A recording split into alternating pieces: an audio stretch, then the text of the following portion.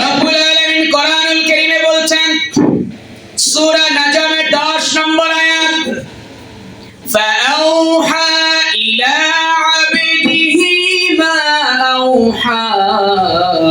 রব্বুল আলামিন বলছেন অতঃপর আল্লাহ রব্বুল আলামিন তার বান্দার প্রতি যা কিছু প্রত্যাদেশ করার তা প্রত্যাদেশ করলেন।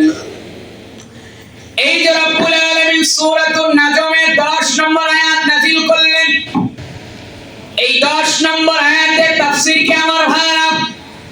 এই 10 নম্বর আয়াত ইঙ্গিত করে রব্বুল আলামিন রাসূলুল্লাহকে যে মেরাজ রাতের 3টি হাদিয়া ছাড়াও যে 14টা দফা দিয়েছিলেন, সেই 14টা দফার কথা রব্বুল আলামিন সূরা নাজমের মধ্যে বলে দিয়েছেন। 14টা দফা রব্বুল আলামিন কোরআনুল কারীমের সূরা বানী ইসরাঈলের মধ্যে বলেছেন। 1 নম্বর দফা হলো রব্বুল আলামিন বলেন ওয়া ক্বাদা রাব্বুকা আল্লা তা'বুদু ইল্লা ইয়্যা। রব্বুল আলামিন বলছেন তোমার পালনকর্তা আদেশ করেছেন যে তাকে ছাড়া অন্য কারো ইবাদত করা যাবে না। জোরে বলেন যাবে না। এই যে আপনার আমার জন্য রব্বুল আলামিন কপাল তৈরি করেছেন সিজদা করার জন্য আমার ভাইরা, এই কপালটা রব্বুল আলামিনের জন্য একমাত্র জমিনের মধ্যে আমরা নয় দেব কার জন্য? আওয়াজটা বড় করে বলেন কার জন্য? কোন বাবার জন্য এই কপাল কি জমিনের মধ্যে নিচের দিকে নামবে? জোরে বলেন একমাত্র আল্লাহর জন্য এই কপালটা জমিনের মধ্যে লাগবে। অনেক ভন্ডরা বলতে চায় তাজিমি সিজদা, নাউজুবিল্লাহ পড়েন, জোরে নাউজুবিল্লাহ পড়েন আমার ভাইরা।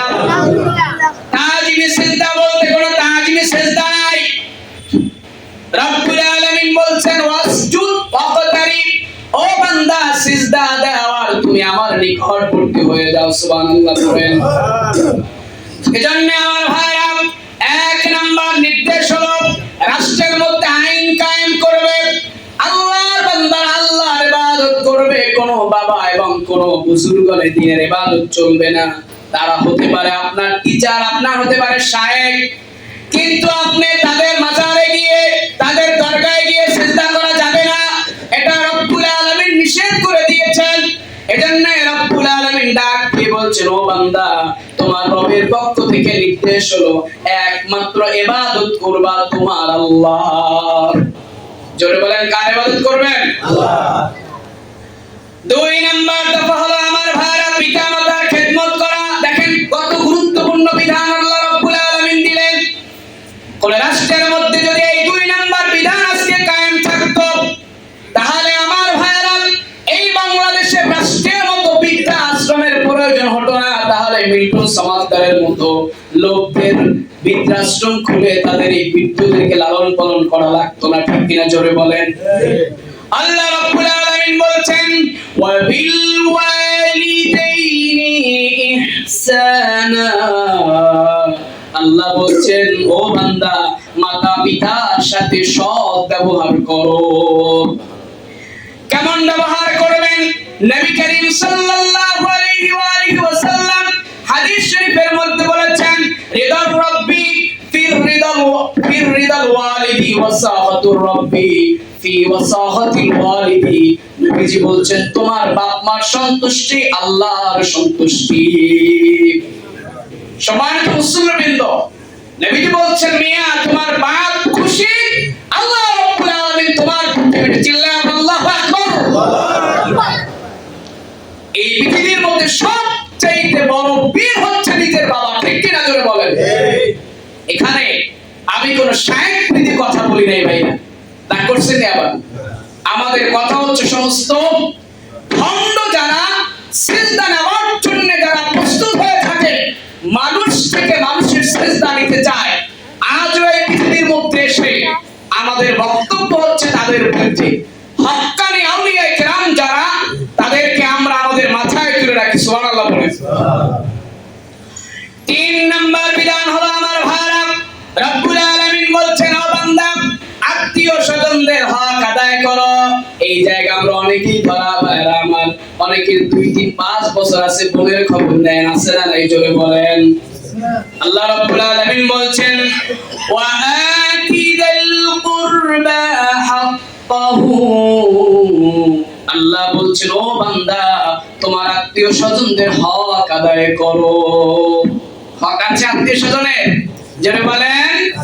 বোন যদি জমি নিয়ে যায়, অনেকে তো এখন আবার হাদিস বানাইছে যে এটাকে বলে দুধ, আমাদের বরিশালে কি বলে ভাইরা, দুধ চুরি, অর্থাৎ বোনরা যে সম্পত্তি পায়, মেয়েরা যে বাবার থেকে যে সম্পত্তিটা পায়, এটাকে বরিশালের ভাষায় বলে দুধ চুরি।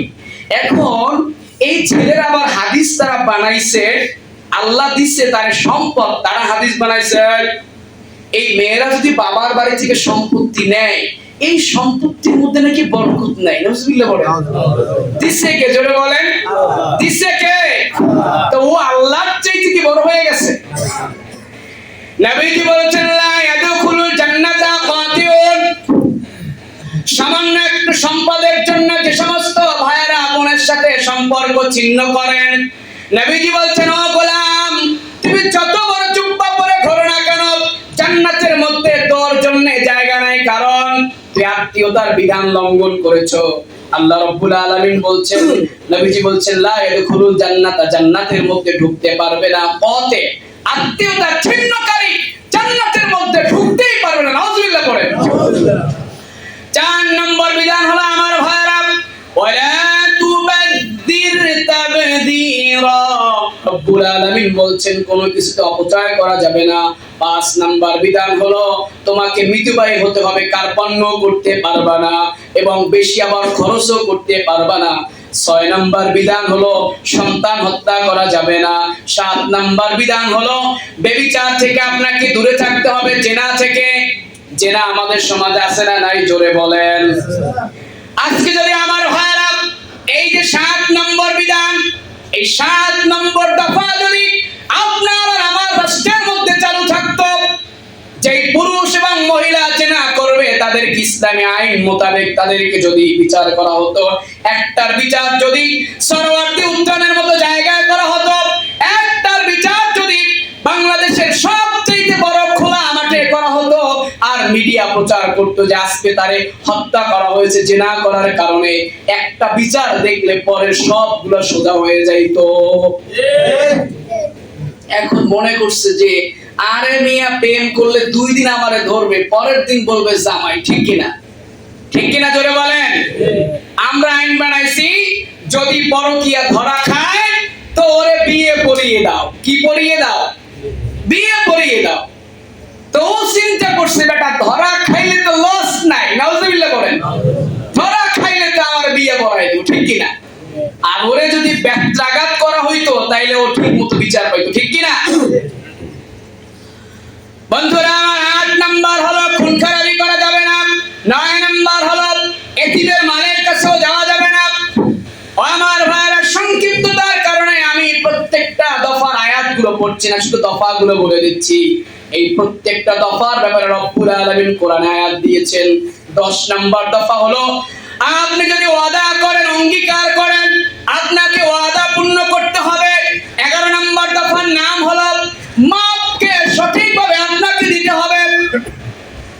12 নাম্বার দফা হলো আমার ভাইরা অজানা বিষয়ের পিছনে পড়ে থাকা যাবে না। আর 13 নাম্বার হলো অহংকার করা যাবে না।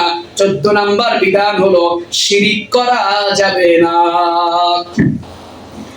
এবার আমার ভাইরা আপনারা একটু বলেন, নবী করিম সাল্লাল্লাহু আলাইহি ওয়া আলিহি ওয়াসাল্লামের কাছে রব্বুল আলামিন এই যে সূরা বনী ইসরাঈলের মধ্যে 14টা দফা রব্বুল আলামিন দিয়ে দিলেন, এই 14টা দফা যদি সঠিকভাবে কোন ইসলামী রাষ্ট্রের মধ্যে কায়েম করা যায়, আপনারা জবান খুলে বলেন ওই সমাজের মধ্যে জেনা থাকবে না, ওই সমাজের মধ্যে মাপে কম দেওয়া ব্যক্তি খুঁজে পাওয়া যাবে না। জোরে বলেন যাবে না। কারণ তখন আইন থাকবে মাপে কম দিলে তোমারে ধরা হবে। ঠিক কি না? আর এখন ভাই এমন সিস্টেম, কে কারে কম দিবে প্রতিযোগিতা চলছে আমাদের। ঠিক কি না? সম্মানিত মুসলিম